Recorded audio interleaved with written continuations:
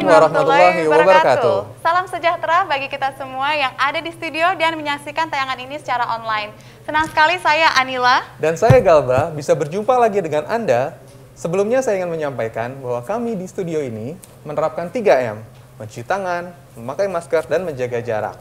Ini merupakan bagian dari protokol kesehatan di era new normal ini, sehingga dan kami dari CIMB Niaga Syariah benar-benar menerapkan protokol tersebut untuk keselamatan kita semua.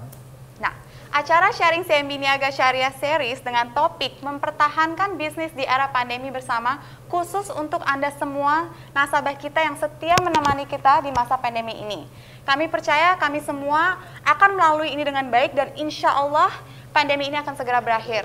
Nah, di sini kita kedatangan bintang tamu, Pak Charles Bonar. Spesial sekali ya, Mas Charles. Terima kasih presenter Anila. senior kita ya. Terima kasih Galba, terima kasih CIMB Niaga yang Iya. sudah mengundang kita dan mengundang saya untuk hadir pada hari ini untuk bisa berbagi. Senang sekali. Iya, senang Terima sekali. kasih Pak. Nah, di sini Charles ini sebagai presenter Senior senior kita ya. kita Televisi Indonesia dan Ya. juga sebagai pebisnis. Boleh bisa sharing dikit? Ya, saya memulai karir di televisi itu sebagai presenter kurang lebih sekitar ya 20 tahunan lah gitu. Ada di industri entertainment, film, dan juga masuk di pembawa acara. Sampai sekarang masih menekuni beberapa acara televisi dan juga membuat beberapa tayangan di internet ataupun di sosial media. Dan ada sekolah yang saya pimpin namanya CBS School of Communications, Ya. menulis buku The Power of Public Speaking. Memang itu yang jadi salah satu kompetensi saya, dan sampai sekarang banyak mahasiswa saya dan juga murid-murid saya berasal dari karangan millennials. Saya juga ngajar sebagai dosen di salah satu lembaga ataupun institut komunikasi di Indonesia. Itu kegiatan-kegiatan saya terkini, Anila dan juga Galba. Iya. Selain pebisnis ya, jadi sangat membutuhkan juga interaksi dengan CIMB Niaga. Banyak sekali ya kegiatannya, Mas Charles. Amin. Seperti Amin, kita, amin, kalau amin. kita kan Mbak Nila, kita kan karyawannya gitu. Tapi memang setahun terakhir tuh kayaknya kita berubah banget ya cara kita bekerja. Mungkin kayak saya sudah hampir setahun work from home. Nah, mungkin sebagai pebisnis Pak Charles, Mas Charles, gimana nih kondisinya? Ngajar segala macam pasti akan penyesuaian ya? Sebetulnya kalau boleh jujur ya, kita terganggu. Ya. Semua pebisnis pasti, Galba dan juga Anila pasti terganggu dengan kondisi ini. Saya nggak tahu apakah dirimu juga terganggu, tapi kalau cek dari banyak teman-teman kita, semuanya merasa terganggu. Betul. Kita dulu bicara ketemu dengan seperti ini nggak perlu pakai masker. Sekarang kita lihat kita semua harus jaga protokol kesehatan. Betul. Betul. CIMB Niaga juga sangat baik tadi melakukan protokol kesehatan, dan saya sangat senang sekali dengan situasi syuting hari ini. Tapi masalahnya gini, nggak semua orang siap dengan kondisi seperti ini. Betul. Belum tentu semua orang, Iya. rakyat Indonesia juga siap seperti kita dan bisa melakukan seperti ini. Padahal kehidupan mereka tuh harus tetap jalan, bisnis harus jalan. Nah, sekarang yang jadi masalah adalah menurut saya, udahlah kita stop, berhenti mengeluh kenapa pandemi ini datang, Iya. karena sudah datang nih, Betul, Anila, betul. sudah ada di sekitar kita. Jadi ya yang harus kita lakukan, yuk kita nggak usah lihat ke masa lalu, kita ke depan aja. Dan gimana caranya supaya bisnis kita tetap bisa bertahan. Betul. Nah, ini yang nggak mudah karena pasti ada strategi-strategi. Ada paling tidak 6 strategi yang saya ingin share ke Anila dan juga Galba dan juga semua teman-teman sahabat dari CIMB Niaga. Iya. Ya. Gimana tuh Mas Charles? Ya, yang pertama kalau kita akan masuk kepada bagaimana kita bisa mempertahankan bisnis kita di era pandemik, kita harus evaluasi lagi tinjauan usaha kita. Mungkin yang kita bikin bisnis kita ini nggak cocok dengan situasi pandemi. Dan kita kena 2 kali disrupsi. Ya. Kita masuk di era tahun 2000-an ini, kita sudah kenal yang namanya internet. Ada disruption di situ. Ya. Jadi bisnis kita pasti terdisrupsi. Sekarang datang lagi disrupsi yang kedua. Namanya apa? COVID-19. Ya. Betul. Jadi ini kita kalau sudah istilah yang lebih gampang, itu sudah jatuh tertimpa tangga pula. Nah, jadi gimana nih? Kita harus 2 hal kegiatan yang harus kita lakukan. Kita bangun, kita harus berdiri lagi. Karena kita seperti sedang jatuh nih saat ini kondisi kita. Yang kedua, tangganya itu kita geser supaya kita nggak tertimpa. Nah, strategi yang kita bisa ambil kalau kita sebagai pengusaha, mungkin ada produksi-produksi yang memang harus kita stop. Betul. Nggak mungkin kita bisa jalankan terus, terutama produksi yang tidak membawa keuntungan ya. Bisa Atau maksain ya, nggak bisa nggak maksain bisa. idealisme kita juga. Nggak bisa, karena sekarang begini, yang jelas pasar itu berubah. Pasar yang pertama tadinya awalnya offline, mau ketemu kita misalnya, kita pengusaha kosmetik, ada di sebuah pasar, customer kita, pelanggan kita awalnya mau datang. Sekarang udah nggak mau datang, karena tadi dimudahkan melalui teknologi digital, pesan aja lewat ojek online atau lewat berbagai cara yang lain, atau online shipping dan lain sebagainya. Yang kedua, sekarang takut ketemu orang. Kita aja nih yang berani karena kita protokol kesehatannya tinggi. Kemarin juga kita kan tes dulu kita semua tes kesehatan semuanya, kru kita juga. Makanya kita berani. Tapi kalau orang yang lain belum tentu. Jadi bisnis yang sifatnya pertemuan kalau bisa kita hindarkan lah. Kita mulai berbisnis yang benar-benar mulai menggunakan teknologi online aja. Ya, jadi sekarang adalah kondisi yang sangat tepat menurut saya, momentum untuk melakukan evaluasi bisnis secara keseluruhan. Dari bagian hulunya sampai hilirnya, kita semua harus bisa dievaluasi. Berikutnya, perusahaan juga harus bisa melakukan peninjauan usaha ya untuk melakukan auditing. Kita diaudit dulu semuanya, bahkan mungkin nggak apa-apa keluarin cost untuk misalnya diaudit. Kalau memang ternyata merugikan, ya sudah, memang harus ada yang di stop. Baru kemudian mungkin dampak yang agak menyedihkan ya. Sebetulnya kita nggak berusaha untuk mengurangi tenaga kerja. Tapi kalau tidak bisa lagi, ini juga daripada akan memberikan pengaruh negatif buat lingkungan kita, sebaiknya mulai melakukan pengurangan atau efisiensi SDM. Tapi mungkin yang harus didorong kreativitas untuk bisa memanfaat SDM-nya semaksimal mungkin ya. Saya Betul, pernah ngeliat juga misalnya kayak restoran-restoran, mungkin agak susah untuk mempekerjakan karyawannya. Tapi mungkin pekerjaannya bisa dimulai untuk membantu yang online, misalkan seperti itu juga mungkin Mas Charles, inovasi seperti itu ya. Atau gini, misalnya tadinya SDM-nya betul-betul mengerjakan pekerjaan A, dan selama pandemi ini pekerjaan A itu nggak terlalu lagi dibutuhkan. Daripada berpikir terlalu ekstrim, misalnya katakanlah dikurangi atau dirumahkan, mungkin dia lebih baik dipindah tugaskan. Jadi jobnya ada job yang baru, yang lebih sesuai gitu loh. Misalnya dia mengurus hubungan antara toko kita atau bisnis kita dengan mitra kita yang tadi disebut pihak ojek online, atau pihak distributor online kita.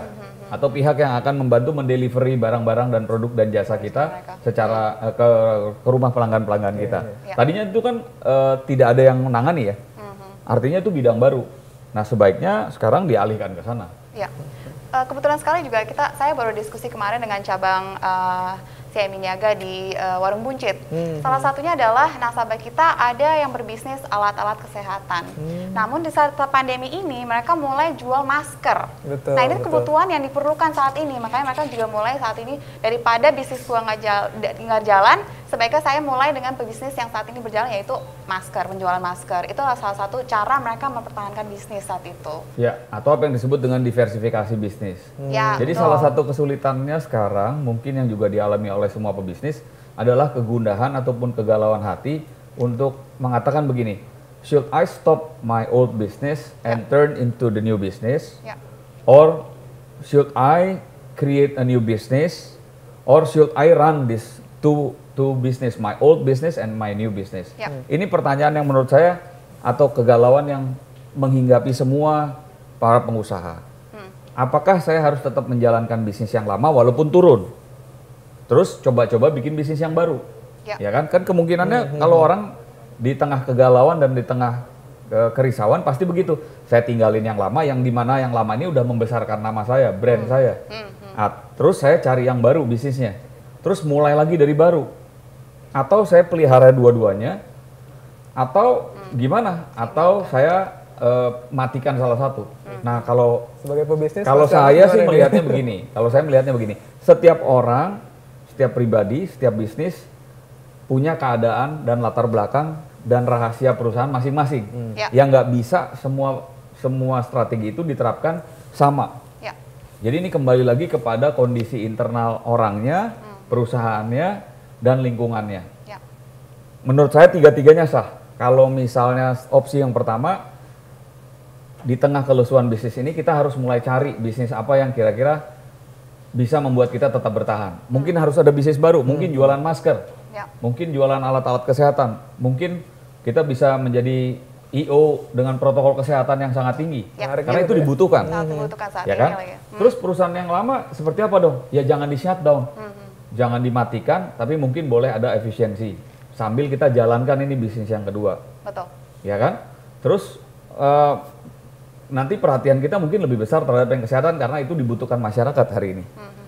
Lalu gimana kalau tiba-tiba nanti kita semuanya dunia ini kembali ke tatanan aslinya atau apa yang disebut dengan old normal, Ya. yaitu kalau Indonesia kembali ke sebelum Maret tahun 2020. Betul. Ngantor Gimana? lagi ya kita ya. Nah, gimana? Itu sangat mungkin kita kembali lagi karena mungkin masyarakat pola hidupnya sudah mulai berani untuk offline. Ya. Kita kembali lagi aja ke perusahaan kita yang lama. Terus pertanyaannya mungkin ada yang mengatakan, lah terus gimana? Jadi sekarang punya dua. Nah, yang baru ini tetap dipelihara nggak? Menurut saya, kita juga belum tahu keadaan dunia ini akan seperti apa. Ya. Ya. Jadi jangan dimatikan yang kedua, jangan dimatikan yang pertama. Dibiarkan saja, dua-duanya berjalan. Kita lihat situasi ini nanti dunia seperti apa di tahun depan, tahun 2022. Mungkin kita semuanya mudah-mudahan sudah divaksin. Iya. Program vaksin juga mudah-mudahan berhasil. Kita lihat gitu loh. Jadi bisnis itu tetap harus selalu melihat apa keadaan yang mempengaruhi di sekitar bisnis itu. Tapi mungkin kita harus prepare the worst-nya, dalam artian kalau misalnya memanjang Ya. kayak gitu, mungkin tetap pengusaha juga nggak bisa hanya fokus ke satu apabila akan normal. Kita juga Ya. harus prepare untuk apabila memanjang ya, Pak Charles ya. Betul, Gitu, betul. ya. Sebagai seorang pebisnis, kita harus bisa memprediksi masa depan. Ya. Tetapi namanya juga prediksi. Berarti bisa prediksinya tepat, bisa prediksinya meleset. Betul. Nah, oleh karena itu setiap pebisnis nggak boleh punya strategi cuma satu. Kita Harus ada strategi pertama, kedua, ketiga, keempat.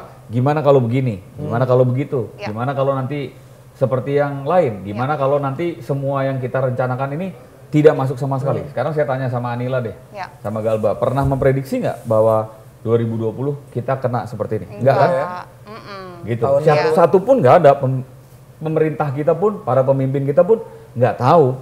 Kalau tahu pasti kita udah punya strategi. Ya.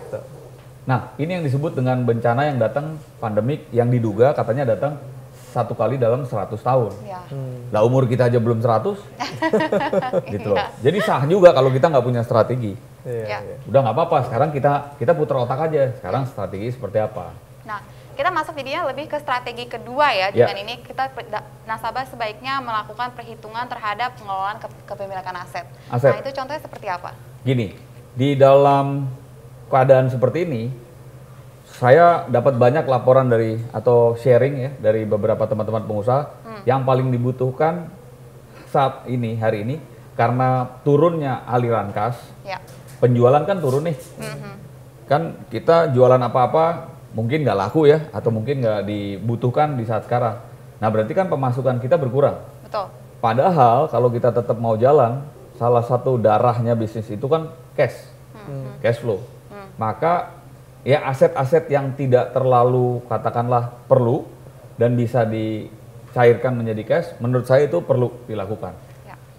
Misalnya kita punya mobil 10, padahal di zaman COVID seperti ini Nggak kepake juga ya. yang kepake hanya satu misalnya. Betul. Saya rasa perlu dipertimbangkan yang 9 itu untuk dijual. Daripada nongkrong Betul. terus ada biaya Maintenance, operasional maintenance, terus ada depresiasi, artinya penurunan nilai aset tersebut sebaiknya mungkin dijual, dipertimbangkan lah Ya. untuk dijual atau dijadikan cash, itu bahasanya yang lebih gampang. Ada juga kawan saya juga melakukan pengelolaan kepemilikan aset dengan cara tadinya tuh tahun 2020 dia merencananya mau ekspansi Ya. ke misalnya ada mall baru buka, dia mau buka lagi satu toko di sana. Namun dikarenakan ada pandemi ini dia stop, tidak jadi. Mungkin ekspansinya akan mungkin di delay sih sebenarnya, tapi tidak dilakukan di tahun itu sendiri karena dirasa apakah itu langkah yang benar saat ini dilakukan di pandemi atau sebaiknya diurungkan. Nah dari sini mereka sebaiknya dihemat dengan cara tidak melakukan ekspansi itu terlebih dahulu dan survive dengan kondisi store-store yang ada saat ini. Itu salah satu contohnya ya, Charles ya. Ya, itu hal yang bisa dilakukan menurut saya, menunda rencana-rencana apapun termasuk diversifikasi atau ide-ide baru yang ngambil uangnya terlalu banyak. Gitu. Jadi misalnya kalau ada ide bagus ya, ide baru. Tapi sekarang misalnya uang perusahaan katakanlah cash-nya tinggal 1 M. Ya. Tapi untuk menjalankan ide baru ini, katakanlah diperlukan uang 800 juta. Itu kan berarti udah ngambil 80% dari cash yang kita perluin. Nah menurut saya, kalaupun kita perlu ada ide baru untuk melakukan sebuah bisnis baru gitu, kalau boleh yang biayanya minim. Ya. Atau kalau boleh bahkan nggak ada sama sekali. Gitu loh. Misalnya bisa kerjasama, bisa kolaborasi. Kan nggak harus terlalu keluar uang di awal gitu. Betul. Tapi kalau belum apa-apa, kita mau dari restoran, terus kita pindah pengen jadi pengusaha butik, terus ruangan yang kita gunakan di restoran itu nggak bisa kan kita jadiin butik, harus sewa lagi ruangan yang jadi butik yang bagus gitu, dan biaya sewanya mengambil 80% dari aset cash kita. Menurut saya itu nggak rasional, dan itu ceroboh. Jangan hanya karena lapar mata. Oh kelihatannya lihat orang lain bikin bisnis bisnis fashion, bikin galeri baju atau butik, oke nih gitu. Jadi lapar mata istilahnya. Tapi kita harus juga kritis. Itu yang harus dilakukan. Nah kita masuk yang ketiga nih. Kalau yang ketiga menurut saya kita setelah tadi melakukan itu semua harus ada strategi. Strateginya seperti apa? Harus ada strategi bisnis. Nah strategi yang ada di era old normal, new normal, sama sekarang kita sudah ada vaksin, ini berbeda. Pasti beda. Old normal itu semuanya masih berjalan dengan normal. Yang ada di new normal itu kita dihadapkan kepada persoalan ataupun kenyataan bahwa kita dikunci di rumah dengan apa yang disebut dengan semi lockdown atau PSBB. Sekarang ini ada yang baru lagi setelah PSBB adalah kita siap untuk menerima kenyataan bahwa teman-teman kita itu sudah ada yang divaksin. Nah ini seperti apa? Dan kalau Anila juga Galba lihat ya, di jalan kelihatannya udah nggak sepi-sepi amat, tapi tetap dibatasin. Jadi akhirnya kita lihat yang benar-benar menurun tingkat kepadatan lalu lintas dan di situ ada bisnis, itu adalah bulan Maret April. Maret April tuh benar-benar kita kayak kota yang sepi banget. Bener nggak? Pernah ngerasain ke jalan nggak? Bener. Kita lari siang aja bisa tuh. Kalau zaman dulu di Jakarta nggak bisa karena padat banget mobil kan. Terus kita udaranya segar gitu persis. Nah akhirnya selama 2 bulan 3 bulan itu kita kayak ngeri banget kan di rumah. Tapi sekarang kalau kita lihat pembatasan itu masih dilakukan oleh pemerintah, PSBB itu diperpanjang, tapi dan kitanya sebagian besar juga ada di rumah, tetapi mulai nih masyarakat melakukan improvisasi. Nih Maret April nggak pernah ada syuting kayak gini, nggak berani orang. Saya juga nggak berani keluar. Nah sekarang apa yang perlu yang orang mulai berani? Membatasi jamnya. Jadi mulai berani keluar, tapi dengan protokol kesehatan yang tinggi, melakukan cek atau kesehatan dengan rapid atau swab atau PCR. Kita mulai lihat boleh berkegiatan, tetapi membatasi jam. Jadi jam 6 jam 7 udah kembali lagi di rumah. Nah di situ ada bisnis. Nah jadi kita harus lihat nih bisnis apa yang bisa kita masukkan di antara pagi jam 7 sampai dengan jam 7 malam. 12 jam itu. Nah setiap orang pasti punya caranya masing-masing melihat strateginya. Nah strateginya harus dirubah. Strategi kita jualan bisa 24 jam sama cuma 12 jam harus beda dong. Gitu. Jadi itu yang saya sebut dengan strategi bisnisnya harus berubah di era pandemik. Dan strategi yang sudah tidak kekinian, termasuk yang masih mengharapkan customer itu datang ke toko kita, itu harus mulai ditinggalkan. Karena pasti orang ngeri datang ke tempat kita, nggak ada yang berani datang ke tempat kita. Atau ada punya pengalaman, Galba sama Anila? Saya sih pastinya ya, kalau pembelian juga semua coba dikurangin dan juga kita nggak mau keluar-keluar untuk belanja, kebutuhan sehari-hari di rumah aja gitu. Teman-teman saya sampai online juga kan? Iya, semua beli online gitu. Dan bahkan kalau sudah sampai online pun sudah sampai di rumah masih didisinfektan dulu, sampai itu pastinya udah clean, baru masuk ke dalam rumah. Itu salah satu protokol yang diterapkan. Ngomong-ngomong, kalau ada teman-teman yang jualan produk mereka homemade, dirimu lebih kan sekarang ini juga kita marak ya lihat beberapa ibu rumah tangga buat kreativitas bikin makanan rumah gitu. Iya. Dirimu kalau ditawarkan produk seperti itu berdua beli nggak? Pasti. Kita lebih secure kan jadinya karena makanan tuh pastinya dibuat di dalam rumah dengan keadaan orang-orang pada sehat dan datangnya juga langsung dari rumah tersebut. Kalau saya juga dengan semuanya juga di keadaan saat ini beli makanan dari restoran aja tuh sedikit ragu-ragu ya jadinya, dengan homemade makanan yang jelas-jelas dibuat oleh teman-teman saya sendiri dari rumahnya. Istri saya juga cerita, ibu-ibu komplek tuh ada WhatsApp grupnya, tiap hari kayak promosiin makanan bikinan rumah gitu. Seru juga ya, benar jadi ada bisnis tambahan juga, mungkin bisnisnya lagi berkurang, bela bisnis di rumah, terus kita juga merasa lebih secure, mungkin itu salah satu inovasi-inovasi juga sebetulnya. Termasuk ya ibu-ibu menurut aku nih jago ya. Perhatiin apa enggak, cara mereka menjual homemade itu kadang-kadang begini. Mereka promo dulu mulai dari Senin ya. Jadi mereka punya rencana nih mau masak tuh hari Sabtu. PO ya. Istilahnya purchase order ya. PO. Nah, dia campaign nih selama 1 minggu dari mulai Senin sampai dengan Kamis. Ayo, aku mau mulai masak nih nanti di Sabtu. Cuman kan nggak mungkin kalau kamu pesen ke aku mendadak. Betul. Jadi kamu pesen konfirmasi dulu Senin sampai dengan Kamis mau pesen berapa, benar nggak? Betul. Nah, jadi aku tahu nih berapa kebutuhan makanan yang harus aku beli, bahan makanannya. Nah, itu kan cara yang menarik, itu strategi pemasaran yang sangat menarik.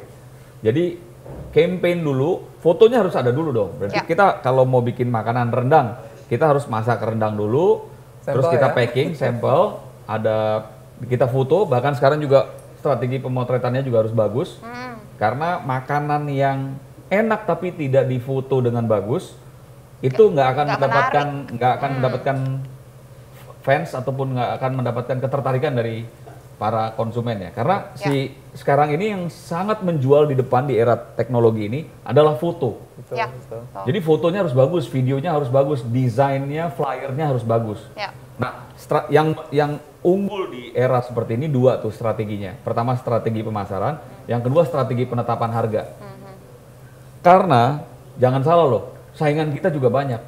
Yang bikin foto makanan bagus juga banyak, yang bisa bikin makanan enak juga banyak. Jadi kalau harga kita kemahalan, kita nggak akan menang. Itu dua di strategi yang ketiga tadi yang perlu menjadi bahan perhatian kita yang sangat tinggi. Setuju. Nah, kalau yang strategi keempat, saya melihat bahwa kita nih profil perusahaan kita ini harus lebih disosialisasikan lagi ke masyarakat. Kita tuh sebetulnya profil perusahaan yang seperti apa sih? Kita bisanya itu apa? Keunggulan kita apa? Karena gini loh, mungkin dulu orang taunya Anila sama Galba tuh bisa bikin apa gitu ya. Tapi sekarang di masa pandemik, bisanya bikin apa lagi yang baru, yang orang semua nggak tahu. Misalnya saya, selama ini mungkin saya cuma bisa ngelatih public speaking secara offline. Nggak banyak yang tahu ternyata saya bisa ngajar online. Saya harus mengeluarkan lagi pernyataan kepada publik, kepada umum bahwa saya tuh sebetulnya adalah pelatih public speaking online yang bisa. Karena orang selama ini nggak tahu kalau saya bisa online. Rebranding lagi juga. Ya betul, harus melakukan rebranding lagi, melakukan sosialisasi lagi. Itu yang harus kira-kira dilakukan di strategi yang keempat. Nah, yang kelima tadi sudah disebut sih sebetulnya kalau bisa kita mengumpulkan banyak cash. Cash itu bisa kita jual aset-aset kita yang tidak berguna atau mungkin belum dipakai atau mungkin sama sekali nggak kita butuhkan. Nah, ini ada kaitannya dengan ke situ, ada kaitannya dengan cash. Supaya cash kita nggak cepat habis, kita harus efisien. Jadi harus ada yang jelas, kalau dulu mungkin di zaman old normal kita boleh berfoya-foya, sekarang sebagai pebisnis kita harus nahan keinginan-keinginan yang nggak perlu, yaitu efisien. Mungkin kalau kita bisa, sebisa mungkin kita tidak mengurangi karyawan kita. Betul. Sebisa mungkin kita tidak merumahkan mereka. Tapi tidak tabu untuk diskusi, duduk sama karyawan kita untuk mengatakan, ini gimana nih? Kondisi bisnis kan lagi sulit. Apakah kita bisa mencapai kesepakatan? Mungkin ada penurunan, katakanlah bantu dulu lah selama 1 tahun ini, boleh nggak untuk upah dan gaji dan bonus atau fasilitas lain kita kurangi. Atau mungkin karyawan-karyawan kita punya ide kreatif bisa bantuin kita juga kan? Persis, siapa tahu misalnya tadi ya perusahaan-perusahaan karyawan-karyawan kita punya ide-ide bisnis baru bisa dikolaborasikan dengan kita. Karena daripada hanya sekedar mungkin karyawan kita datang kerja dari jam 8 sampai jam 5, tapi sekarang bisa bikin bisnis baru yang bisa mempertahankan kelangsungan hidup usaha kita. Iya. Tapi yang jelas beban-beban perusahaan yang ada selama ini yang memberatkan, itu harus kita bisa turunin. Programnya sering disebut dengan program kencangkan ikat pinggang. Ya, ya. Gitu loh. Ya kalau orang dulu sih mengatakan begini, ekstrimnya gampangnya lah. Anak-anak sekarang kan makan sehari harus 3 kali. Ya. Dulu tuh yang penting makan siang. Jadi pagi kurangin makan, malam kurangin makan, Yang penting siang aja ya, makan yang banyak. makan yang banyak. Tapi setelah itu kita bisa hidup 1 harian. Ini istilah gampangnya ya. Anak-anak zaman dulu tuh pasti ngomongnya gini, udahlah makan aja kita kurangin. Nah, di antara 2 makan itu yang nggak boleh dikurangin adalah makan siang. Ya. Karena itu jam laparnya banget. Ya, Ini istilah analogi ya. Nah, jadi kalaupun perusahaan punya 3 kali pembiayaan, mungkin dicari deh gimana caranya supaya bisa biayanya itu bisa menjadi 1 gitu ya. Jadi dihemat. Di masa pandemi ini juga CMB Niaga juga melakukan relaksasi ya kepada Betul. pebisnis yang mengalami dampak dari pandemi ini COVID-19. Nah, di sini juga relaksasi ini juga kita perpanjang juga bagaimana dengan kondisi bisnis mereka yang saat ini berjalan. Dan juga saat ini juga kita tetap juga memberikan pembiayaan lainnya yang dibutuhkan dan juga menggalakkan pemberian tabungan atau rekening giro baru untuk mereka untuk lebih bisa mengatur keuangannya mereka secara online. Betul. Nah, secara kita juga bisa CMB Niaga melakukan e-banking kita cukup menarik dan juga cukup mudah, user friendly bagi masyarakat seperti Go Mobile, Okto Mobile atau Okto Click. Nah, buka TIDI, Open Reksadana, bahkan opening bank garansi ada untuk fasilitas mobile yang untuk business banking juga ada sebetulnya. Nah, itu mungkin cara-cara, itu contoh aja mungkin ya, contoh bagaimana CMB Niaga juga berkreativitas untuk mengembangkan, melihat market kondisi, penyesuaikan dengan market yang saat ini ada. Gitu ya mungkin ya contohnya ya. Iya, betul. Nah, yang kalau kita bisa masuk ke strategi yang terakhir, strategi yang keenam adalah kemampuan kita untuk bisa mengembangkan potensi usaha baru bagi perusahaan. Ini tadi saya setuju dengan apa yang Galba bilang. Misalnya kita bisa diskusi sama karyawan kita atau SDM kita nggak pernah tahu kan, daripada kita menambah proses untuk mengenal orang baru, akan lebih bagus kalau keluarga yang sudah ada di rumah kita ajak ngomong. Kira-kira dirimu bisa ada ide baru apa. Tapi kalau bisa jangan nambah terlalu lagi resiko untuk menampung orang baru yang kita nggak kenal latar belakangnya. Jadi karyawan kita mungkin bisa kita ajak ngobrol, nih keadaan lagi susah, perusahaan perlu tambahan lini pendapatan baru. Dirimu bisa apa? Talentanya, oh bisa masak, dirimu bisa jahit pakaian, oh terus bisa apa lagi? Bisa foto nulis, tadi penting bisa ya. foto, bisa bikin video, bisa jadi I.O. Nah, terus kita gabungin sama bisnis kita yang lama. Lalu jangan salah, setelah itu kita juga harus ngomong ke konsumen kita, Pak, kita memang dulu sebelum pandemik itu adalah perusahaan butik, perusahaan baju, tapi sekarang kami punya turunan jasa baru selama pandemik. Kami juga bisa jadi I.O. Kami bisa membuat foto production, video production, event organizer. Kira-kira ada nggak, Pak, yang bisa kami bantu? Nah, akhirnya dari situ kita terbentuk pasar baru. Jadi kita membidik pasar baru. Dan juga bukan kita lakukan dengan orang yang nggak ahli, tapi kita lakukan dengan yang ahli. Nanti dengan karyawan, kita atur skema pembagiannya. Bisa kita sistem bagi keuntungan atau profit sharing.